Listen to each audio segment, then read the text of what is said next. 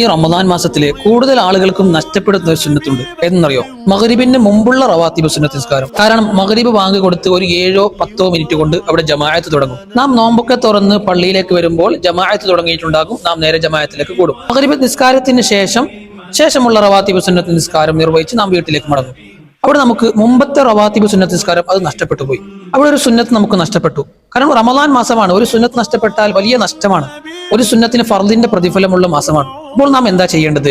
ആ മുമ്പത്തെ റവാത്തിബ് നിസ്കാരം മഗ്രിബ് നിസ്കാരത്തിന് ശേഷം നിർവഹിക്കണം. മുമ്പത്തെ റവാത്തിബ് സുന്നത്ത് നിസ്കാരം ശേഷവും നിർവഹിക്കാൻ പറ്റുമെന്ന് കർമ്മശാസ്ത്ര പണ്ഡിതന്മാർ പറയുന്നുണ്ട്.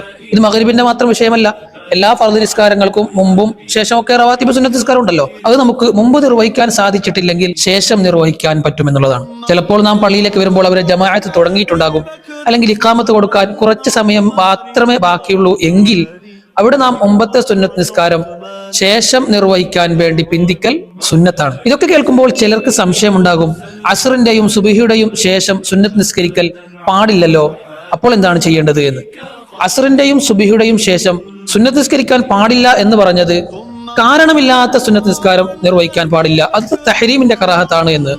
ഇവിടെ അസ്റിന്റെയോ സുബ്ഹിയുടെയോ മുമ്പത്തെ റവാത്തിബ് സുന്നത്ത് നിസ്കാരം നഷ്ടപ്പെട്ടു പോയിട്ടുണ്ടെങ്കിൽ ആ സുന്നത്ത് നിസ്കാരം നമുക്ക് ശേഷം നിർവഹിക്കാം, അതൊരു പ്രശ്നവുമില്ല.